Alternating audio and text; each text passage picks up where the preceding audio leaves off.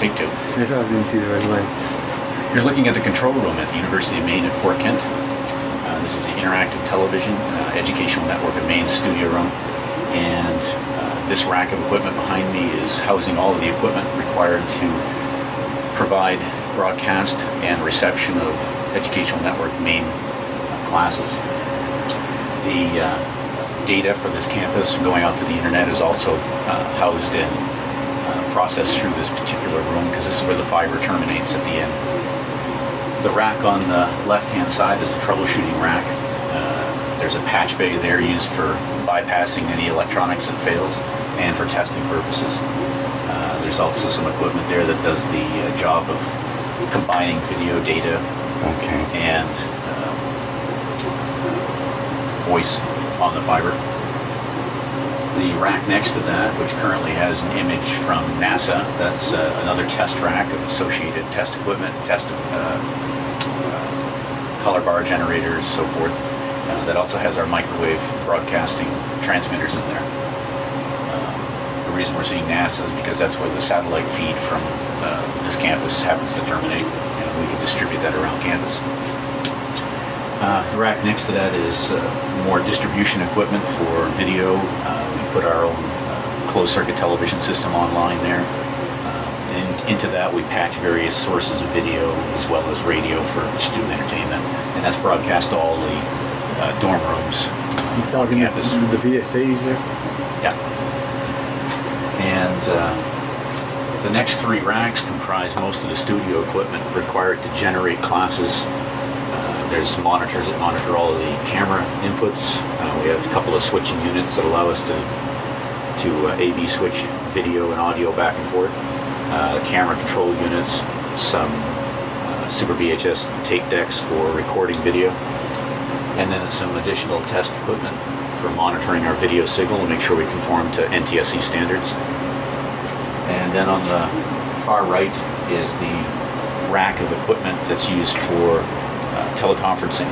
There's a 4-line 1-800 number system that students use to call into this site, and this is the switchboard for that. And then all of the audio equipment is housed there as well.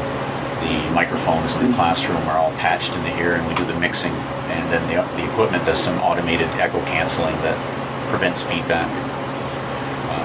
In front of all that is the Grass Valley switcher that is used to do all the special effects. That's where we switch from camera to camera. We add character generation and key other video into particular scenes.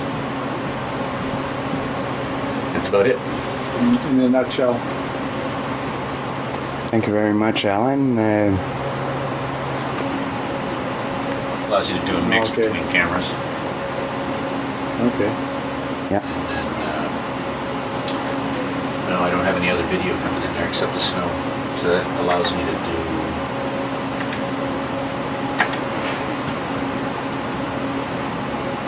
Okay. Allows you to take, like, camera 1 is now inserted into camera 2. So there'll be some kind of sync generator there too, with two signals that have to be synchronized. Yep. Yeah, we have a time-based corrector that all the video goes through so that you can do that kind of stuff, and you can fade halfway in and out.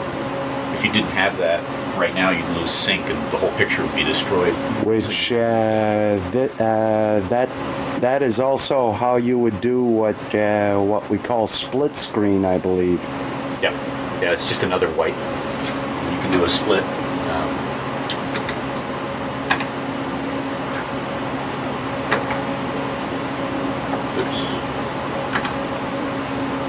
Something like that.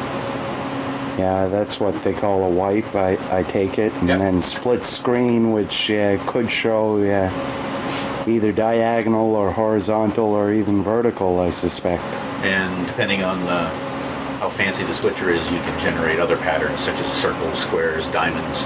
And then when you get into the digital technology, that's when you get the ability to, like when you watch the Super Bowl, they take one screen, roll it up, or it all folds up into a globe and spins off to the corner. Those are all effects that are done digitally. Okay, that must be digital too. That switcher? No, it's not an analog switcher.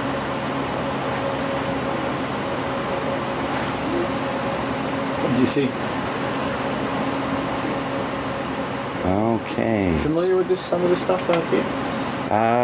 This particular unit that I've got framed in deals with the, apparently it's remote control for the cameras. Some sort of remote control for the camera.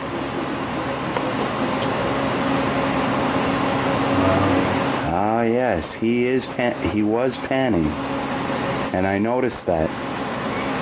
Same effect that when I was going to school, it was actually a camera operator with people in the studio or the control center, and the director would tell us, okay, pan left or tilt down, or but it was under human rather than electronic control at the time.